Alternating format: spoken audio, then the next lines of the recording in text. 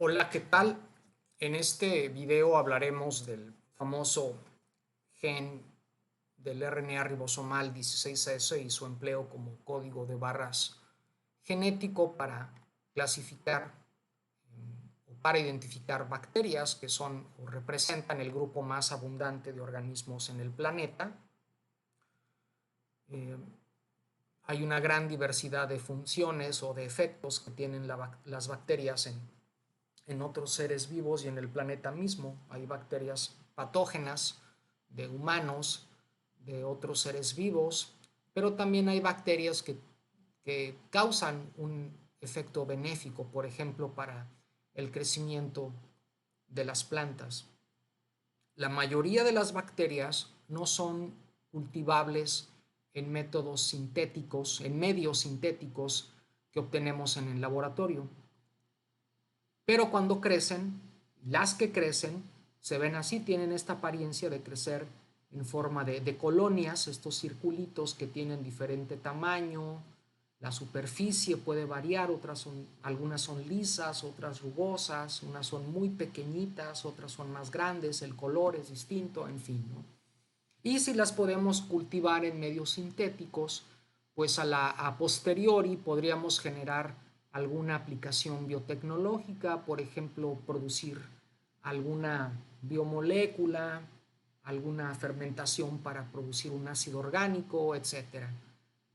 Pero para esas cuestiones es indispensable saber cómo se llama la bacteria con la que estoy trabajando, y he ahí la utilidad de los códigos de barras genéticos, que la lógica detrás de todo esto es la misma que tenemos para los códigos genéticos de identificación de hongos, que en este canal hay un video en donde describo ese tema. Dejaré el video en la descripción por si no lo has visto, y si ya lo viste, pues verás que la lógica detrás es lo mismo. O sea, tenemos una diversidad de organismos al cual le asignaremos un código de barras, al igual que le ponemos un código de barras a los productos de supermercado. Nada más que este código de barras genético se refiere a una secuencia de DNA.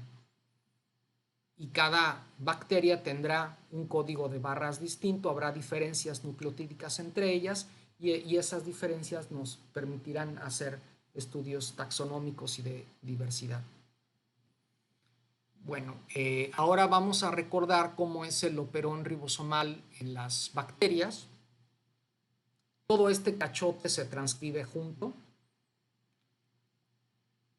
En primer lugar, tenemos al gen del RNA ribosomal 16S, que es el RNA ribosomal que constituye la subunidad pequeña 30S de los ribosomas de las bacterias. Y al final tenemos el 23S, que constituye la subunidad grande de los ribosomas bacterianos, que conocemos como 50S. En medio de estos tenemos uno o dos genes que codifican RNAs de transferencia. El aminoácido que acarrean es variable según la bacteria. De hecho, esto durante mucho tiempo dijeron que era el ITS de las bacterias. Y como una unidad transcripcional independiente tenemos el ribosomal 5S, que también constituye a la subunidad grande. Pues bien, el ribosomal 16S de la subunidad pequeña es el que utilizamos como código de barras. Y la historia de esto viene desde Carl Woese, que propone que las arqueas y las bacterias originalmente clasificadas juntas, digamos que las ponían en el mismo costal, pues al analizar el ribosomal 16S, pues se dio cuenta que son cosas distintas. Y a partir de ahí se propone este árbol de la vida, el árbol de la vida de los tres dominios: bacteria, arquea y eucaria, o los eucariontes. Y bueno, vemos claramente los tres dominios aquí y que todos parten de un ancestro común. Bueno, pues este árbol fue generado a partir de ribosomales, y bueno, la observación importante es que bacterias y arqueas son cosas distintas gracias a las diferencias que Carl Woese notó en el 16S.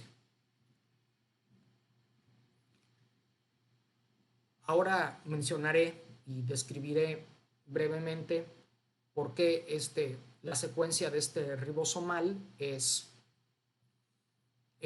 utilizado como código de barras. En primer lugar, es ubicuo e indispensable. ¿Por qué? Pues porque, pues para empezar, todas las bacterias o todos los seres vivos necesitan producir proteínas. Entonces, todos ellos tienen RNAs ribosomales indispensables para la vida. Algo que hay que tomar en cuenta con el gen 16S es que, bueno, el gen y el RNA es que no codifican para una proteína. Es decir, en otras palabras, no se amortiguan cambios en el tercer nucleótido de un codón. Aquí en el canal hay un video que explica la redundancia del código genético y ahí explicamos cómo podemos tener dos o más secuencias de un RNA, pero que codifiquen para el mismo polipéptido. ¿Por qué? Por el efecto de la redundancia. En este caso no hay redundancia porque el RNA no se traduce como tal, es funcional. Entonces, un cambio de un solo nucleótido puede tener repercusiones serias en la estructura y por lo tanto en la función que es indispensable para la vida. Sin embargo, cuando estos cambios son permisivos y se fijan en una población, nos van a indicar un evento de divergencia que nos ayudará a clasificar estos organismos, a las bacterias. El ribosomal 16S es, bueno, completo, pues está grandecito, es decir, tenemos suficiente información para analizar. En más del 90% de los casos, la secuencia me ayuda al menos para determinar qué género se trata, de qué género es la bacteria que estoy analizando, aunque también hay variaciones muy sutiles interespecie, es decir, entre cepas de una misma especie, aislados de una misma especie, que esto también tiene utilidad. Y bueno, dentro de esta secuencia, dado que es ubicua e indispensable, habrá tramos o fragmentos que serán altamente conservados, lo cual técnicamente tiene sus ventajas. Esto lo explicaré en la siguiente diapositiva. Es escalable, es decir, no necesariamente puedo analizar una o dos o tres secuencias 16S, puedo analizar miles de ellas y finalmente pues tenemos cualquier cantidad de secuencias disponibles en bases de datos y algoritmos para analizarlas. Aquí a la izquierda tenemos la estructura del 16S ribosomal de la bacteria Escherichia coli. Aquí empieza, ves aquí su 5' y aquí el 3'. Y vemos cómo es un RNA altamente estructurado, rico en estructuras tallo y asa, pero si esto lo hacemos lineal, lo estiramos, veríamos algo como esto, en donde todo lo naranja pues son regiones conservadas que encontramos en cualquier bacteria, y en negro, denotadas con estas letras V, V1, V2, V3, etc., son regiones variables, de ahí lo de V. Ahora, fíjate aquí en este tallo IASA, que corresponde a una región que tenemos en la región variable número 2. Es este pedacito que tenemos aquí. Si hacemos un zoom de la secuencia, aquí la tenemos. Y si comparamos la secuencia de DNA que codifica para este RNA, pues aquí la tenemos, ¿no? En donde es esencialmente lo mismo, solamente cambiamos la U por T, porque es DNA. Si a esta secuencia de Escherichia coli la comparamos con la secuencia correspondiente de una bacteria no muy relacionada, como Bacillus subtilis, que es gram positivo, que es porula, que es una bacteria de suelo, a diferencia de coli que la encontramos en el aparato digestivo, pues vemos que hay diferencias significativas, muy notables, ¿no?, a lo largo de este tramo. Incluso hay por ahí un par de lesiones, hay en total 4 nucleótidos que no hay, 4 posiciones que están ausentes en Bacillus, ¿no? Sin embargo, estas diferencias, que bueno, son las que esperamos para una región variable, pues no repercuten en la estructura como tal. Aquí tenemos la estructura secundaria de Escherichia coli, de esta secuencia, delimitada por los asteriscos, y la que tenemos en Bacillus subtilis. Y checa que no obstante las diferencias, de todas maneras se forma esta estructura secundaria muy parecida a la que tenemos aquí. Entonces, es un tallo y un asa muy cortita. Aquí tenemos otro ejemplo para que quede más claro esto. Aquí tenemos un alineamiento. Ya en otros videos del canal he mostrado alineamientos de una región que comprende la variable 3 y la 4. Con esta flechita hacia la derecha tenemos esta región que es parte de lo conservado, y con la flechita hacia acá tenemos esta región que también es parte de lo conservado, ¿no? Y en asterisco denoto los cambios de un solo nucleótido que tenemos en 3 secuencias de bacterias no muy relacionadas. Escherichia coli, una gram negativa, habitante del aparato digestivo de al menos de humanos. Bacillus subtilis, una bacteria que esporula, gram positiva del suelo. Y una bacteria de agua acuática, Cynococcus elongatus, que aparte es fotosintética, ¿no? Y podemos ver que entre ellas pues hay cambios de un nucleótido a lo largo de esta secuencia, pero tampoco son cambios tan radicales. Es decir, son secuencias variables, son regiones variables, pero no implica que toda la secuencia va a ser absolutamente distinta. A fin de cuentas, esto es parte de una estructura de un ribosomal que pues penalizaría la estructura si hubiese muchos cambios. Pero resalta que en el caso de Bacillus tenemos esta región, una inserción que no está presente en las otras dos bacterias. Y bueno, estas diferencias que tenemos aquí nos ayudan a clasificarla de igual manera que las diferencias en la composición de las alas de las aves nos ayudan para clasificarlas. Y describiré brevemente cómo es el procedimiento, que es muy parecido al que hacemos para códigos genéticos de barras de hongos, en donde partimos de material biológico, con la peculiaridad de que no necesariamente necesito DNA. Puedo sacar DNA de las bacterias, pero puedo utilizar directamente colonias que crecen en medio sólido, como el que mostré hace rato, o alguna matriz líquida en donde tenga las bacterias con una cierta densidad óptica.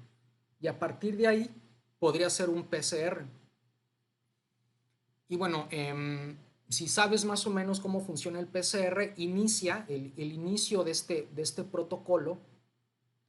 Es un calentamiento de 5 minutos a 94, 95 grados centígrados. Entonces ahí hierve, y si yo tengo células ahí, pues van a tronar. Y al tronar, pues va a quedar el DNA expuesto y accesible para amplificarse, es decir, para sacar copias y copias y copias, en este caso del 16S. Para eso necesitaré oligonucleótidos que se pueden pegar en diferentes regiones conservadas, en todo lo naranja. El ejemplo particular que te muestro aquí es la amplificación del 16S completo de una bacteria. Entonces, si es completo, necesito que los oligos se peguen al inicio y al final del 16S, de las regiones conservadas de este gen. Y una vez que me sale la amplificación, la purifico y la mando a secuenciar por secuenciación capilar o el método de secuenciación Sanger, que no explicaré en este video, porque en el canal tenemos un video que explica con cierto detenimiento en qué consiste esta técnica, y dejaré el link en la descripción por si no lo has visto. Y una vez que tenemos la secuencia, podemos hacer muchas cosas con ella. Lo más fácil e inmediato es someterla al algoritmo BLASTN en la página del NCBI. Es este link que dejo en la descripción y que también utilicé en el otro video de códigos de barras genéticos de hongos, en donde tengo este espacio para poner la secuencia en cuestión en formato FASTA, recordando que el formato FASTA es mayor que un nombre y debajo la secuencia de DNA. Seleccionamos la segunda opción, es decir, que mi secuencia la compare con bases de datos de ribosomales o de ITS, pero luego la especifico más diciendo que sea una base de datos del 16S ribosomal de bacterias y arqueas. Que me seleccione las secuencias más similares, más altamente similares, y finalmente le damos aquí en Blast para que haga la búsqueda, y al final los resultados se me despliegan de esta manera, en donde primero aparece la información de la secuencia y luego los hits más altos, en donde el primer hit vemos que es una bacteria que se llama Pectobacterium cacticida. Todas estas bacterias son este tipo, o sea, son realmente la especie que aquí describen, y pues vemos que esta secuencia corresponde a una Pectobacterium cacticida, que de hecho es una secuencia que sacamos en colaboración con otros colegas hace ya algún tiempo, ¿no? Y esto lo podemos hacer para una, dos o tres secuencias, pero pues a veces tenemos mucho más, ¿no? Y la secuenciación capilar a lo mejor no sería lo más recomendable, y para eso existe el metabarcoding o secuenciación masiva del 16S, partiendo de muestras ambientales, ¿no? Por ejemplo, suelo de un campo de cultivos, el suelo que está ahí o el suelo que está más cerca a la raíz, suelo rizosférico, agua de un depósito natural, o aguas residuales contaminadas ahí con algo que deseche alguna industria, sedimento marino, en fin, algún alimento, una hamburguesa, por ejemplo, lo que tú quieras, ¿no? Y a partir de ahí sacamos DNA ambiental y lo secuenciamos, pero no por capilar. Necesitamos una tecnología de secuenciación masiva o de siguiente generación, por ejemplo, la secuenciación Illumina, que en este canal hemos platicado de este método, y que si no has visto el video, también dejaré en la descripción el link para que lo cheques. No explicaré entonces el método Illumina, solamente la parte específica que se requiere para el metabarcoding. Necesitamos hacer un PCR como el que mostré en la diapositiva anterior, pero los oligos van a llevar unos adaptadores que aquí represento con las barras de colores azules, naranjas y verdes. Entonces mis amplicones, mis productos de PCR, será el 16S, un cachito de 500 pares de bases. Aquí no puedo meter todo por cuestiones técnicas, pero estará flanqueado, o en los bordes tendremos estas regiones adaptadoras que son técnicamente útiles para la secuenciación Illumina, ya que si recuerdas utilizamos estas flow cells que tienen estos pocitos en donde hay una serie de oligonucleótidos complementarios a los adaptadores, y que gracias a eso es posible hacer una bridge amplification y la secuenciación propiamente dicha, ¿no? Entonces así podemos secuenciar simultáneamente miles de secuencias 16S. Y pues bien, esto fue un panorama general de la utilidad del gen para el RNA ribosomal 16S, y pues agradezco tu atención. Gracias.